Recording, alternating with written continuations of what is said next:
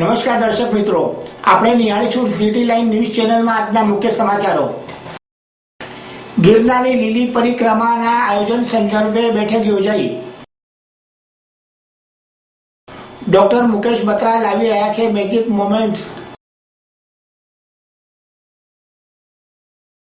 Railway mock drill.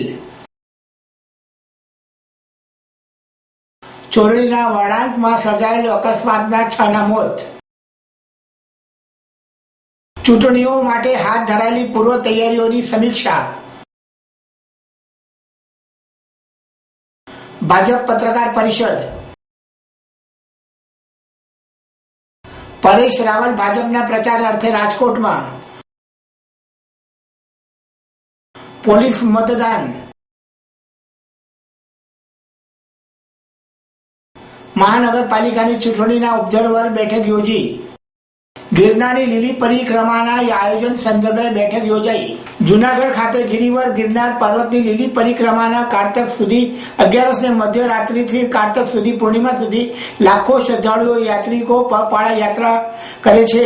આ વર્ષે પણ 22 નવેમ્બરથી લીલી પરિક્રમાનો વિધિવત પ્રારંભ થયો હતો.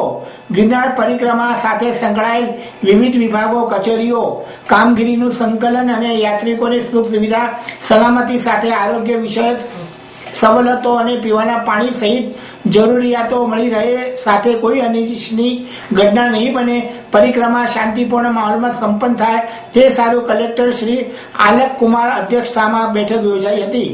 બેઠકમાં નિવાસી અધિક collector Shri Jadeja, municipal commissioner Shri Rajendra Trivedi, જિલ્લા વિકાસ અધિકારી શ્રી અજય પ્રકાશ, નાયબ વન સંરક્ષક શ્રી રાજ સંદીપ, પોલીસ અધિક્ષક શ્રી સૌરભ ચાલંપિયા, પ્રાંત અધિકારી શ્રી એમડી સિણોજીયા, જિલ્લા પુરવઠા અધિકારી શ્રી મીતાબેન જોશી સહિત સંબંધિત વિભાગોના અધિકારીઓની ઉપસ્થિતિમાં યોજાયેલ બેઠકમાં પરિક્રમાના ઘસારાને પહોંચી વળવા એસટી બસ અને રેલવેની વધારાની વ્યવસ્થા, પરિક્રમા રૂટ પર પીવાના પાણીના પોઈન્ટ, આવશ્યક ચીજ વસ્તુઓના પુરવઠા, દૂધના ભાવ, બાંધણા, આરોગ્ય, વીજ પુરવઠો, જનરેટર સેટની વ્યવસ્થા, સફાઈ અને આપતકાલીન સુવિધાઓ બાબતે સમિતિના સભ્યો સાથે કરવામાં આવે વ્યવસ્થાને હાથ ધરનાર સુવિધાઓ અંગે ચર્ચા સમીક્ષા કરવામાં આવી હતી. યાત્રિકોની સહુલિયતમાં પણ કચાશ ન રહે તેની કલેક્ટર શ્રી અધિકારીઓને સૂચના આપી હતી. ડોક્ટર મુકેશ બત્રા લાવી રહ્યા છે મેજિક મોમેન્ટ્સ. ભારતની અત્યંત નામાંકિત હોમિયોપેથ અને ડોક્ટર બત્રા ગ્રુપ ઓફ કંપનીઝના સ્થાપક અને ચેરમેન પદ્મશ્રી ડોક્ટર મુકેશ બત્રાએ અમદાવાદમાં તેમના 11મા વાર્ષિક ધમાદાર તસવીર પ્રદર્શનમાં તેમનું નવું તસવીરી કલેક્શન રજૂ કર્યું હતું. આ ફ્રાન્સ અને સ્વિટ્ઝરલેન્ડની તસવીરોનો અજોડ કલેક્શન છે, જેમણે મેજિક મોમેન્ટ્સ શીર્ષક આપ્યું છે. અમદાવાદ પછી આ તસવીરો મુંબઈમાં પણ પ્રદર્શિત કરવામાં આવશે. ફોટોગ્રાફી માટે અનહદ લગાવ ધરાવતા ડોક્ટર મુકેશ બત્રા વિશે કહે છે કે ઔષધિ હંમેશા મારા મનની નિકટ રહી છે અને મારો પ્રથમ પ્રેમ છે. જો કે ફોટોગ્રાફી માટે મારી લગ્નની માનવી તરીકે મને પરિપૂર્ણ કરે છે. મારે માટે લેન્સ મારી મંદની ક્રિયાત્મક બહાર લાવે છે અને મારી ગાથા દુનિયા સમક્ષ કથન કરવા માટે મને રાહત આપે છે. હું પ્રવાસનો બેહદ શોખીન છું અને ફોટોગ્રાફી એ મારા પ્રવાસ સમયે તસવીરો મળી લેવામાં મને મદદ કરી રહી છે. મારી પ્રેરણાનો મુખ્ય સ્ત્રોત મારા તસવીર પ્રદર્શન સંબંધિત ધર્માદા કાર્યમાંથી ઉદ્ભવ્યો છે. દર વર્ષે આ પ્રદર્શનમાં ઉદ્ભવતી બધી જ રકમ ધર્માદા કામકાજ માટે દાન કરવામાં આવે છે. આ વર્ષે અમદાવાદમાં આયોજિત પ્રદર્શનમાંથી ઉભી થનારી રકમ બ્લાઇન્ડ પીપલ એસોસિએશનને દાન કરાશે, જે મને અનેરું સુખ આપે છે. આ પ્રદર્શનમાં ફ્રાન્સ અને સ્વિટ્ઝરલેન્ડ જળાશયો, નદીઓ અને પહાડીઓના નૈસર્ગિક સૌંદર્યથી છલોછલ અજાયબીઓ અને અદ્ભુત નજારો તસવીરમાં જોવા મળશે. ભૂતકાળમાં મુંબઈનું રાજભવન, મુંબઈ અને દિલ્હીના સિટી બેંકના કાર્યાલયો ખાતે સિટી ગોલ્ડ લાઉન્જ, બજાજની કોર્પોરેટ ઓફિસ, ટાટા અને પ્રતિષ્ઠિત કાર્યાલયો તથા ઘરોને કચડે મળી કલેક્શન કર્યું હતું. મેજિક મોમેન્ટ્સ કલેક્શનની તસવીરો અમદાવાદમાં બધે જ ડોક્ટર બત્રા ક્લિનિક્સ વેચાણ માટે રખાઈ છે, જેની કિંમત ₹1000 શરૂ થાય છે.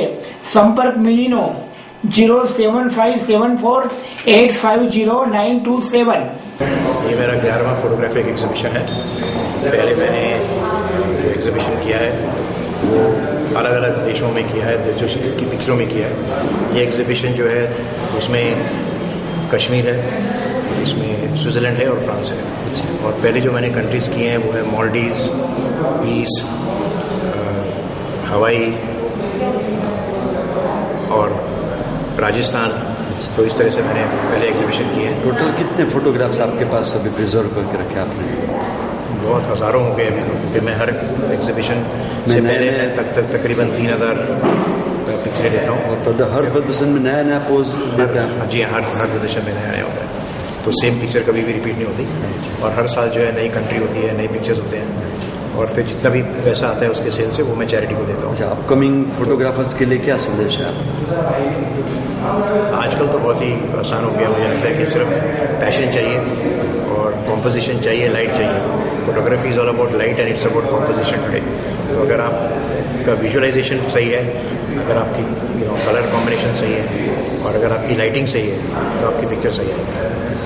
રેલવે મોક ડ્રીલ સૌથી લાંબી મુસાફરી ગણાતા રેલવે તંત્ર દ્વારા દરેક પ્રકારની સાવચેતીના પગલાં લેવામાં આવતા હોવા છતાં અનેક વખત અકસ્માતો સર્જાતા હોય છે, ત્યારે કોઈ પણ આપતી સમયે રેલવે તંત્ર દ્વારા કઈ રીતે કામગીરી કરવામાં આવે છે તે અંગે લોકોને માહિતગાર કરવા માટે ભક્તિનગર રેલવે સ્ટેશન ખાતે રેલવે તંત્ર દ્વારા મોક ડ્રીલ યોજવામાં આવ્યું હતું, જેમાં કોઈ પણ સ્થળે ટ્રેન પાટા પરથી ઉતરી ગઈ હોય અને અકસ્માત સર્જાયો હોય તો તે રેલવેના કયા કયા વિભાગ દ્વારા કઈ રીતે કામગીરી કરવામાં આવે છે તે અંગેની નિર્દેશન યોજવામાં આવ્યું હતું। ચોરડીના વળાંકમાં સર્જાયેલો અકસ્માતના છાના મોત। મોરબીથી જૂનાગઢ પરિક્રમા અન્નક્ષેત્ર સેવા આપવા જઈ રહેલ મેટાડોર પરોડીએ ગોંડલ નેશનલ હાઈવે ચોરડી ગામના વળાંક પાસે પલટી મારી જતા ઘણા સ્થળે 6 સેવાભાવીઓના મોત નિપજ્યા હતા।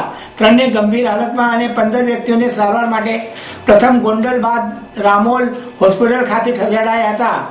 પ્રાપ્ત વિગતો મુજબ મોરબીના નવલખી રોડ ઉપર આવેલ લોકડિયા હનુમાન મંદિરના મહંત અને સ્વયંસેવકો પ્રતિવર્ષ મુજબ જૂનાગઢ પરિક્રમા અન્નક્ષેત્રની સેવા આપવા માટે મોરબીથી જૂનાગઢ જઈ રહ્યા હતા, ત્યારે ગોંડલથી 8 કિલોમીટર દૂર અકસ્માત માટે કુખ્યાત ચોરડી ગામના વળાંક પાસે અન્નક્ષેત્રના માલ સામાન ભરેલ મેટાડોર ચાલકને જોગું આવી જતા મેટાડોર પલટી મારી ગઈ હતી।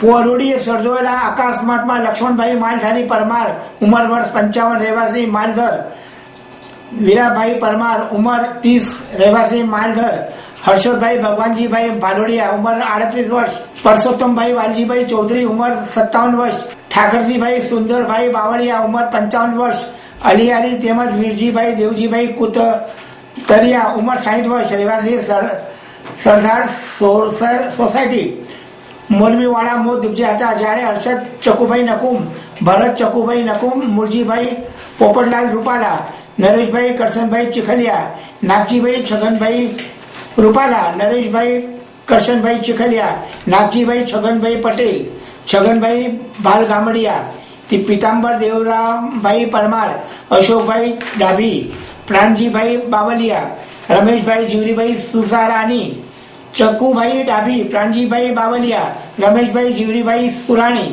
પ્રેમજીભાઈ અંશીભાઈ દેવરાજભાઈ, પ્રેમજીભાઈ મેરજી, રતિલાલજી ભાણજી, પ્રેમજી અંશીભાઈ દેવરાજભાઈ, પ્રેમજીભાઈ મેરજી, રતિભાઈ ભાણજીભાઈ, લલિતાબેન રતિલાલ માખેલસણા તેમજ પ્રેમજીભાઈ વિસાભાઈ પરમારને ઈજા પહોંચતા પ્રથમ ગોંડલ બાદમાં રાજકોટ હોસ્પિટલ સારવાર ખાતે ખસેડવામાં આવ્યા હતા। અકસ્માતની જાણ થતાં માનવ સેવા ટ્રસ્ટ પ્રમુખ પ્રફુલભાઈ રાજગુરુ, ભૂમિ ગ્રુપના શક્તિસિંહ જાડેજા, નગરપાલિકા એમ્બ્યુલન્સ 108 તેમજ તાલુકા પોલીસે જાણ થતાં ઘટના સ્થળે દોડી ગયા હતા। મૃતકોના મૃતદેહોને પીએમ માટે સરકારી દવાખાને લેવાયા હતા, સારવાર કરવામાં આવી હતી। 15 ઘાયલો, 4ની હાલત વધુ ગંભીર જણાતા તેઓને તુરંત રાજકોટ હોસ્પિટલ ખાતે ખસેડવાયા હતા। ઘરના અંગે લોકડિયા હનુમાન મંદિરના પૂજારી મહંત જણાવ્યું હતું કે સવારના 3:30 કલાકે અમે ગોંડલ ખોડિયાર હોટલ પાસે બધા સંપર્ક ઉભા રહ્યા હતા અને ચા નાસ્તો કર્યા પછી બાદમાં ત્યાંથી નીકળી સવારના 4 કલાકે ચોરડીના વળાંક પાસે પહોંચ્યા હતા, જ્યાં મેટાડોર ચાલકને ઝોકું આવી જતા મેટાડોર પલટી ગઈ હતી। મેટાડોરમાં ભરેલા શાકભાજી વાસણો અને ચા ખાંડની બોરીઓ સંપર્કમાંથી પડતા તેઓને મોત થયા હતા।